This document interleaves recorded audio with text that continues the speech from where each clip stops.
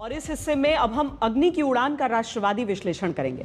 कल से आपने अग्नि 5 मिसाइल के सफल टेस्ट की तस्वीरें तो देख ली होंगी, लेकिन इस तस्वीर के पीछे की तपस्या को भी हर भारतीय को जानना चाहिए।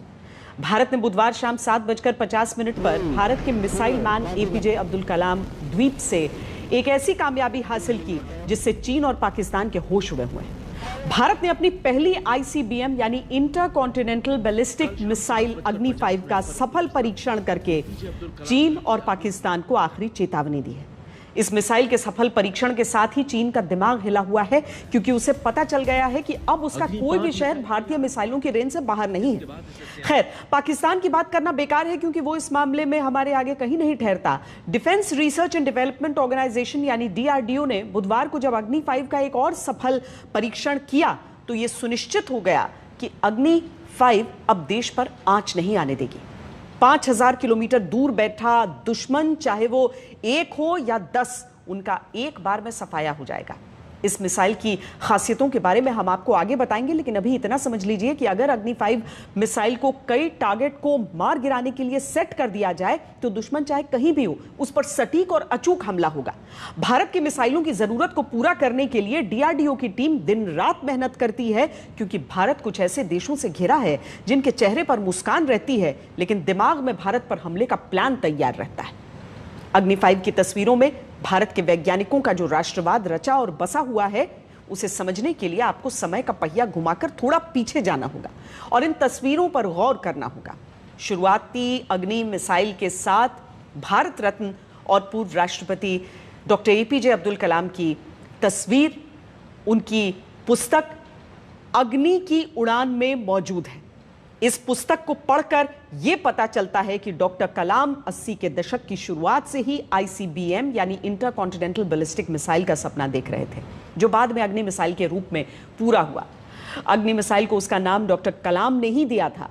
पहली अग्नि मिसाइल के लॉन्च के बाद डॉक्टर कलाम सहित वैज्ञानिकों की पूरी टीम बहुत खुश थी, क्योंकि उनकी वर्षों की तपस्या सफल हुई थी।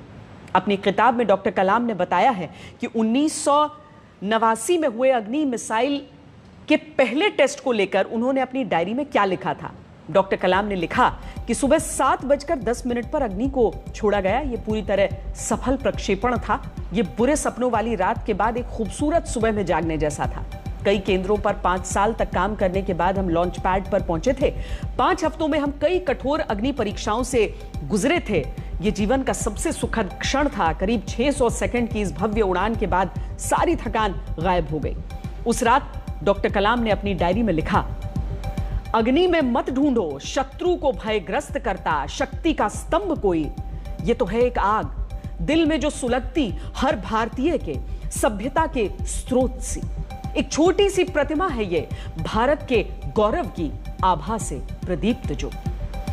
इन पंक्तियों को दिमाग में रखते हुए अग्नि 5 की उड़ान की तस्वीर को देखिए और महसूस कीजिए भारतीय वैज्ञानिकों के राष्ट्रवाद को। इसकी जितनी प्रशंसा की जाए वो कम है।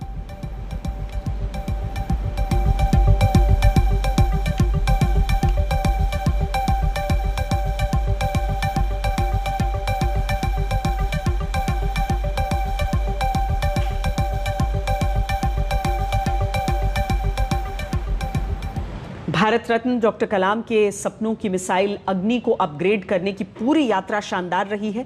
अग्नि 1 की मारक रेंज 700 से 900 किलोमीटर थी और यह 1000 किलो तक का बारूद अपने साथ ले जा सकता था। 2004 में इसे सेना में शामिल कर लिया गया था। उसके बाद अग्नि रेंज की 4 और मिसाइलें आ चुकी हैं, जिनसे दुश्मन बहुत डरता है। अग्नि 1 के बाद अग्नि 2 को सेना में शामिल किया गया, जिसकी रेंज 2500 किलोमीटर थी। ये मिसाइल भी 1000 किलो तक हथियार अपने साथ ले जा सकती थी।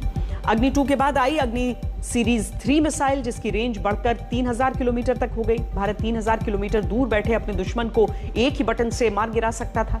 यह मिसाइल अपने साथ 1500 किलो तक का पेलोड ले जा सकती थी। अग्नि 3 के बाद अग्नि 4 का नंबर आया। यह मिसाइल अपनी पिछली सभी मिसाइलों से ज्यादा दूरी तक मार कर सकती थी। इसकी रेंज 4000 किलोमीटर तक थी, मतलब हम दिल्ली से मिसाइल छोड़कर बीजिंग में गिरा सकते थे। इसी वजह से चीन भी अग्नि सीरीज की मिसाइलों से डरता है। अग्नि 4 अपने साथ 1000 किलो तक पेलोड यानी बारूद ले जा सकती है। और अब भारत को मिल चुकी है इंटर कॉन्टिनेंटल बैलिस्टिक मिसाइल यानी अंतर महाद्वीपीय मिसाइल, जिसकी रेंज और हथियार ढोने की क्षमता देखकर भारत के दुश्मन बहुत चिंतित हैं।